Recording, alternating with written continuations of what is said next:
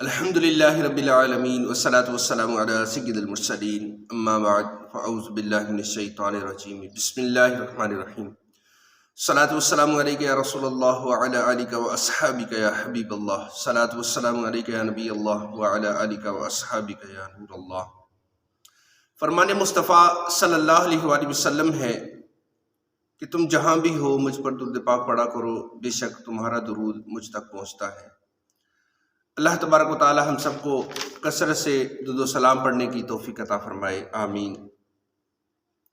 اللہ تبارک و تعالی قرآن پاک میں ارشاد فرماتا ہے، من کان یرید حرث الآخرۃ نزد لہ فی حرثہ ومن کان یرید الحرث الدنیا نؤتہ منہا وما لہ فی الآخرۃ من نصیب۔ ترجمہ کنز الایمان، جو آخرت کی کھیتی چاہے ہم اس کے لیے کھیتی بڑھائیں گے، اور جو دنیا کی کھیتی چاہے ہم اسے اس میں سے کچھ دیں گے، اور آخرت میں اس کا کوئی حصہ نہیں ہے۔ تفسیر نور العرفان میں اس آیت مبارکہ کے تحت مفتی صاحب فرماتے ہیں کہ جو آخرت کی کھیتی چاہے یعنی اللہ پاک کی رضا اور آقا صلی اللہ علیہ وسلم کی خوشنودی چاہے، ریاکاری یعنی دکھلاوے کے اعمال نہ کرے، ہم اس کی کھیتی بڑھائیں گے۔ یعنی ہم اس کی کھیتی بڑھائیں گے، اس کا مطلب ہے کہ اسے نیکیوں کی توفیق دیں گے، نیک کام آسان کر دیں گے، یعنی اس کے لیے نیک کام آسان ہوگا، اعمال کا ثواب بے حساب بخشش ہوگی۔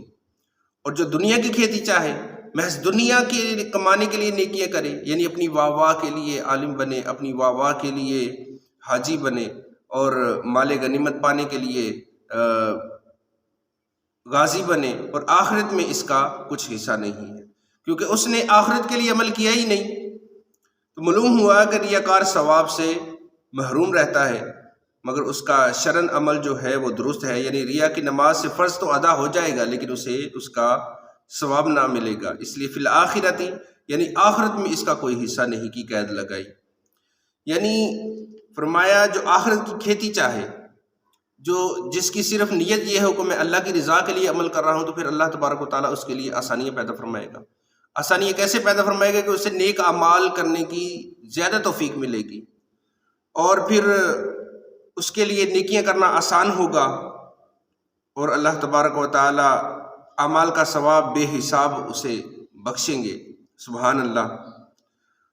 یعنی کہ ہم ریاکاری کر کے دکھلاوا کر کے اپنے عمل ضائع نہ کریں۔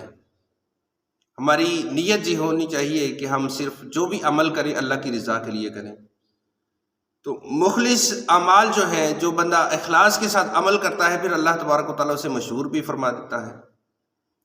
جیسے حدیث پاک کا مفہوم ہے، حضور پاک صاحب الاولاق سیاہ افلاق صلی اللہ علیہ وآلہ وسلم کا فرمان عالی شان ہے کہ اگر تم میں سے کوئی شخص کسی ایسی سخت چٹان میں بھی کوئی عمل کرے گا جس کا نہ تو کوئی دروازہ ہو نہ روشندان ہو، تب بھی اس کا عمل اللہ تبارک و تعالیٰ لوگوں میں ظاہر کر دے گا۔ یعنی مفتی صاحب فرماتے ہیں کہ تم ریا کر کے دکھلاوا کر کے اپنے ثواب کو کیوں برباد کرتے ہو؟ تم اخلاص سے نیکیاں کرو، یعنی چھپ کر عبادت کرو، اللہ تعالیٰ تمہاری نیکیاں خود بخود لوگوں کو بتا دے گا، لوگوں کے دل میں تمہاری نیک ماننے لگیں گے، دل میں تمہاری عزت کریں گے۔ یہ نہایت ہی مجرب اور آزمایا ہوا طریقہ ہے۔ یعنی بعض لوگ خفیہ چھپ کر تہجد پڑھتے ہیں، لوگ خواہ مخواہ انہیں تہجد خواہ کہنے لگتے ہیں۔ تہجد بلکہ ہر نیکی کا نور جو ہے وہ چہرے پر نمودار ہوتا ہے۔ یعنی کہ تم اگر کسی چٹان میں بھی عمل کر رہے ہو تو اللہ تبارک و تعالیٰ لوگوں میں تمہارا عمل ظاہر کر دے گا۔ تو تم ریاکاری کر کے اپنے اعمال کیوں ظاہر کرتے ہو؟ اللہ تبارک و تعالیٰ ویسے ہی لوگوں کے دلوں میں تمہاری محبت ڈال دے گا۔ سبحان اللہ۔ تو انسان مخلص کب بنتا ہے؟ اس بارے میں اسلاف کرام رحمہم اللہ السلام کے 4 اقوال ہیں جو ملاحظہ فرمائیں۔ حضرت سیدنا یحییٰ بن معاذ رحمۃ اللہ تعالی سے سوال ہوا کہ انسان مخلص کب بنتا ہے؟ تو فرمایا جب شیر خوار یعنی دودھ پیتے بچے کی طرح ہو، اس کی عادت ہو۔ شیر خوار بچے کی کوئی تعریف کرے تو اسے اچھی نہیں لگتی، کوئی مذمت کرے تو وہ بھی اسے اچھی نہیں لگتی۔ تو جس طرح وہ اپنی تعریف اور مذمت سے بے پرواہ ہوتا ہے، اسی طرح انسان جب اپنی تعریف اور مذمت کی پرواہ نہ کرے تو مخلص کہا جا سکتا ہے۔ دوسرے نمبر پر حضرت ذوالنورین مصری علیہ رحمۃ اللہ الکوی سے کسی نے پوچھا کہ آدمی کو کس طرح معلوم ہو کہ وہ مخلص ہے، تو فرمایا جب وہ اعمال صالح یعنی نیکی میں پوری کوشش صرف کر دینے کے باوجود اس بات کو پسند کرے کہ میں معزز نہ سمجھا جاؤں۔ اللہ اللہ۔ کسی امام سے پوچھا گیا کہ مخلص کون ہے؟ فرمایا مخلص وہ ہے جو اپنی نیکیوں کو اس طرح چھپائے جس طرح اپنے گناہوں کو چھپاتا ہے۔ ایک اور بزرگ رحمۃ اللہ تعالی سے عرض کی گئی اخلاص کی حد کہاں تک ہے؟ فرمایا یہ کہ تمہیں یہ خواہش ہی نہ ہو، خواہش ہی نہ رہے کہ لوگ تمہاری تعریف کریں۔ اللہ اللہ۔ اللہ تبارک و تعالیٰ ہم کو اخلاص کی دولت عطا فرمائے۔ جو بھی نیک کام کریں اس کی نیت یہ ہو کہ ہم اللہ کی رضا کے لیے کر رہے ہیں۔ آپ اللہ کی رضا کے لیے نیک اعمال کریں، اللہ تبارک و تعالیٰ لوگوں میں ویسے ہی تمہاری محبت لوگوں کے دلوں میں ڈال دے گا۔ سبحان اللہ۔ اللہ تبارک و تعالیٰ ہم سب کو عمل کا سچا جذبہ عطا فرمائے۔ آمین بجاہ نبی الامین صلی اللہ علیہ وآلہ وسلم۔